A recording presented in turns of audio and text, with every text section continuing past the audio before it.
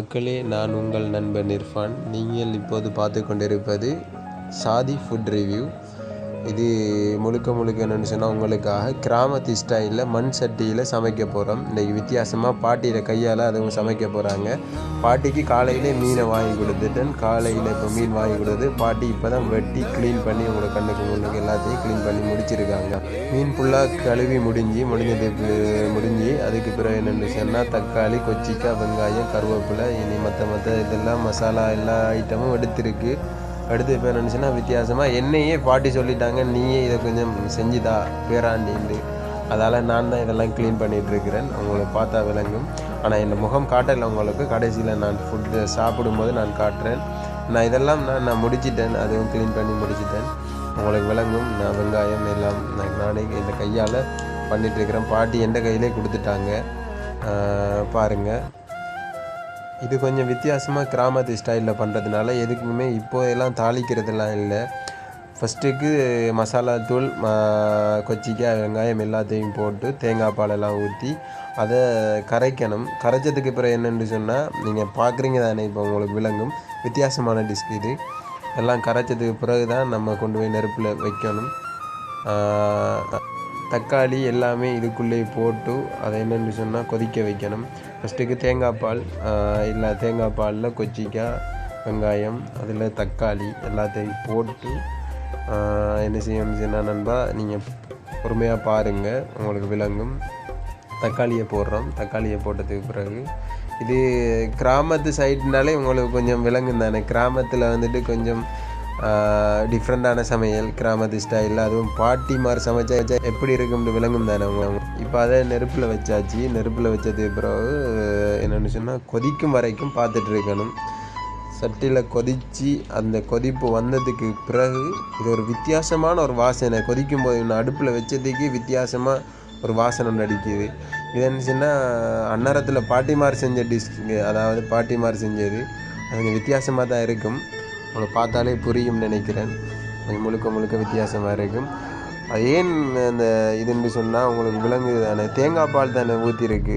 ஏன்னா சிலவங்க தண்ணியில் சமைக்கிறதுனால அந்த டேஸ்ட் ஒன்று வராது. இது தேங்காய் பால் கொதிக்க வாசனை சும்மா அப்படி கம்முன்னு இருக்குது. வாசனையே செம்மையாக இருக்குது. இது வந்துட்டு தாளிக்கவும் இல்லை, ஒன்றும் செய்யவும் இல்லை. நீங்கள் பார்க்குறீங்க, இது வித்தியாசமான டிஷ்க்கு. பாருங்கள் எப்படி இருக்குண்டு. பாட்டி நம்ம கையிலே கொடுத்துட்டாங்க. அகப்பையும் ஃபோனும் எந்த கையில் தான். இப்போ நான் தான் இதை பண்ணிகிட்ருக்கிறேன். ஏதோ நான் சமைக்கிற மாதிரி தான் இருக்குது ஃபீலிங். பாட்டி சமைக்கல. பாட்டி வித்தியாசமான இந்த மெதட்டை சொல்லி தந்தாங்க. நான் சமைக்கிறேன். உங்களுக்கு விளங்கும் நினைக்கிறேன். ஒரு கையில் ஃபோன், அடுத்த கையில் அகப்பை. அதால் என் முகத்தையெல்லாம் காட்டி கேளுதில்லை. அதே மாதிரி நம்மக்கிட்ட இந்த ஸ்டாண்ட் இதெல்லாம் இல்லை. ஃபோனெல்லாம் வச்சு வீடியோ பண்ணுற அளவுக்கு அப்படியெல்லாம் வசதியெல்லாம் இல்லை. சிம்பிளான மெத்தடில் சிம்பிளாக கறி கொதிக்க வாசனையாக தான் இருக்குது. உங்களுக்கு பார்த்தா விலங்கு எப்படி கொதிக்குதுன்னு விலங்கு தானே உங்களுக்கு. அதில் இப்போ வந்துட்டு மீனை போடுறோம். மலை சாரல் மாதிரி மீனை ஒவ்வொன்றா போட வேண்டியது. என்று சொன்னால் மீன் வந்துட்டு இது கொஞ்சம் உடைஞ்சிராமல் ஒவ்வொன்றா மீனை போடணும். நான் மீன் போடுறது உங்களுக்கு விலங்கு தானே நண்பா. பாருங்கள், ஒவ்வொரு மீனாக போடுறேன். மண் சட்டி சாப்பாடுனாலே ஒரு வித்தியாசமான இது. ஆனால் அகப்பையால் கிண்டக்கூடாது, சும்மா லைட்டாக ஆட்டி விடுங்க. என்ன சொன்னால் அகப்பையால் கிண்டினா இருந்தால் மீனெல்லாம் உடைஞ்சிரும். அந்த டேஸ்ட் கொண்டு வராது. முள் இருக்குது முள்ளுக்கும் கறிக்குள்ளே. அது அந்த இது சாதத்தில் போடும்போது அந்த முள் வரும். இது கொஞ்சம் வித்தியாசமாக இருக்கும். பாருங்கள், மீனே வந்துட்டு நல்ல மீன். என்னென்னு சொன்னால் அந்த உங்களோட ஊரில் என்ன சொல்லுவாங்க தெரியாது, இங்கே வந்துட்டு பாறைக்குட்டிம்பாங்க. அந்த மீன் நல்லா கொதிக்க வாசனை வந்துட்டே இருக்குது. மூக்க துளைக்குது வாசனை வேறு அம்முன்னு. ஆனால் இது கொஞ்சம் பாருங்கள் நீங்கள். ஆனால் ஹாப்பியால் எதுவுமே வந்துட்டு நீங்கள் லைட்டாக, அதாவது என்னென்னு சொன்னால் நார்மல் அட்ஜஸ்ட்மெண்ட் பண்ணுங்க. ஃபுல்லாக கண்டி நீங்கள் அப்படி இப்படின்னு சொன்னால் உடைஞ்சிரும். உடைஞ்சால் வந்துட்டு மீன் டேஸ்ட் இல்லாமல் இருக்கும். உடைஞ்சா வித்தியாசமாக அது அந்த முழுசாக வராது மீன். கொஞ்சம் அந்த பார்க்குறதுக்கு அந்த லுக் கொண்டு வராது நமக்கு. நல்லா கொதிக்கணும். ஒரு 15-20 நிமிஷத்துக்கு மீன் போட்டு 15-20 நிமிஷத்துக்கு கொதிக்க விடுங்க. அப்போ தான் அந்த மீனில் இருக்கிற வாடை. அடுத்து வந்துட்டு என்னென்னு சொன்னால் மீனில் ஒரு வித்தியாசமான, எப்பயுமே வெஜிடபிள்னால் கொஞ்சம் பிரச்சனை இல்லை. நான் வெஜிடபிள்னு சொன்னால் எப்பயுமே ஒரு 15-20 நிமிஷம் கொதிக்க விடுங்க. அப்போ தான் அது ஹெல்த் ஃபுட்டாக இருக்கும். சொன்னால் அந்த இது ஒன்று வராது. பாருங்கள், நானே எடுக்கிறதுனால எனக்கு முகமெல்லாம் காட்டிக்க இல்லாத ஒரு சூழ்நிலை. நீங்கள் உங்களோட சப்போர்ட்டை பொறுத்து இருக்குது. நீங்கள் சப்போர்ட் பண்ணினா எதிர்வரும் காலங்களில் அதெல்லாம் எடுக்கக்கூடிய வாய்ப்பு இருக்குது. நீங்கள் உங்களோட ஆதரவு தான் எனக்கு முக்கியம். நீங்கள் ஆதரவு செய்யணும். கண்டிப்பாக இந்த வீடியோவை நீங்கள் கண்டிப்பாக லைக் பண்ணுங்கள், கமெண்ட் பண்ணுங்கள், சப்ஸ்கிரைப் பண்ணுங்கள். கட்டாயம் மறந்துடாமல் எல்லாம் தயவு செஞ்சு உங்கள்ட்ட நான் கேட்குற பெரிய ஒரு ஹெல்ப் இது தான். எனக்கு நீங்கள் பண்ணக்கூடிய பெரிய ஒரு ஹெல்ப் இது தான். உங்களோட ஆதரவை கட்டாயம் வெளிப்படுத்துங்க. அப்படி இந்த டிஸ்க் உங்களுக்கு பிடிக்கலன்னு சொன்னால் வேறு ஏதாவது செய்ய சொன்னால் நான் அதுக்கேற்ற மாதிரி செய்கிறேன். உங்களோட ஆதரவு எனக்கு வேணும். மேலும் அதுக்கு உங்களோட ஊக்குவிப்பு வேணும். அதால் நீங்கள் என்னென்னு சொன்னால் எனக்கு பண்ணக்கூடிய முதல் ஹெல்ப் வந்துட்டு லைக் அண்ட் கமெண்ட், ஷேர் பண்ணுங்கள். அதே மாதிரி சப்ஸ்கிரைப் பண்ணுங்கள். இப்போ தாளிக்கிற டிஸ்க் வந்துருக்கு பாருங்கள். வெங்காயத்தை ஃபஸ்ட்டுக்கு எண்ணெயை ஊற்றிட்டு லைட்டாக கொஞ்சமாக எண்ணெய் ஊற்றினா போதும். எண்ணெயை ஊற்றிட்டு அதில் வெங்காயத்தை போட்டு லைட்டாக அப்படி கொஞ்சமாக வெங்காயம் போடுங்க தாளிக்கிறதுக்கு. ஏன்னா ஏற்கனவே ஆல்ரெடி நம்ம வெங்காயம் போட்டிருக்கோம் கறிக்குள்ளே. இது சிம்பிளான மெத்தட் தான். வெங்காயத்தை போடுங்க. வெங்காயத்தை போட்டு அதுக்கு மேலே சீரகம் எல்லாத்தையும் போட்டு லைட்டாக தாளித்து விடுங்க. லைட்டாக தாளித்ததுக்கு அப்புறம் வெங்காயம் நல்ல பொன்னிறமாக வரும் பாருங்கள்.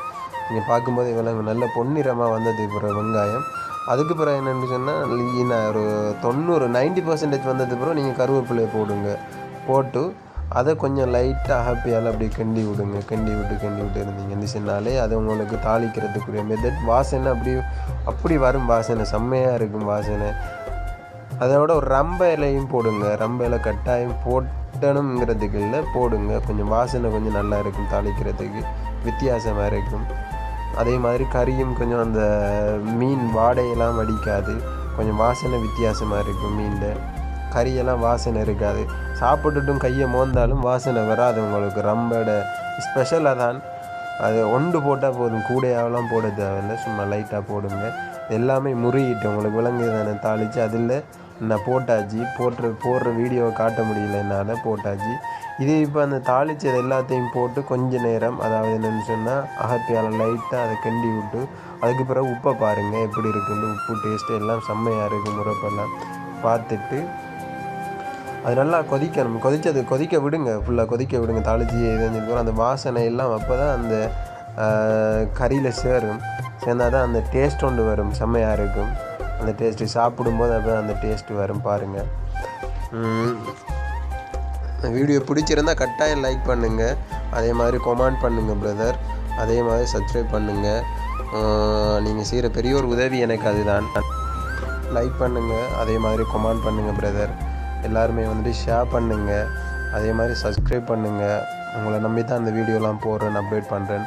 ஆனால் டேஸ்ட்டு செம்மையாக இருக்கும் பாருங்கள். நீங்கள் பார்த்தாலே விளங்குது, மீனெல்லாம் உடையாமல் அப்படி இருக்கும். சாதத்தில் கறி அப்படி டேஸ்ட்டாக இருக்கும். ஆனால் மறந்துடாமல் தேங்காய் பாலில் சமைங்க.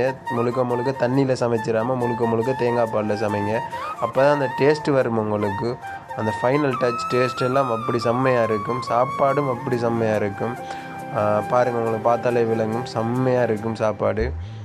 மறந்துடாமல் இந்த சேனலை வந்துட்டு நீங்கள் சாதி ஃபுட் ரிவ்யூ, அதுதான் என் மகன் பேர் தான் வச்சுக்கிறேன், சாதி ஃபுட் ரிவ்யூ. இதுக்கு கட்டாயம் நீங்கள் லைக் பண்ணுங்கள், கமெண்ட் பண்ணுங்கள், ஷேர் பண்ணுங்கள். அதே மாதிரி என்னென்னு சொன்னால் சப்ஸ்கிரைப் பண்ணுங்கள். உங்களை நம்பி தான் திறந்திருக்கிறேன். உங்களோட ஆதரவு எனக்கு கட்டாயம் தேவை. தயவு செஞ்சு ப்ளீஸ், உங்கள்ட்ட கெஞ்சி கேட்குறது இதுதான். நான் உண்டு, நீங்கள் பார்த்துட்டு அப்படியே தள்ளி விட்டுறாமல் இதை மட்டும் பண்ணுங்கள். எனக்கு செய்கிற பெரிய ஒரு உதவியாக இருக்கும். ஓகே ஃப்ரெண்ட்ஸ், நீங்கள் பார்த்ததுக்கு எனக்கு ரொம்ப தேங்க்ஸ். மனதுக்கு ரொம்ப திருப்தி.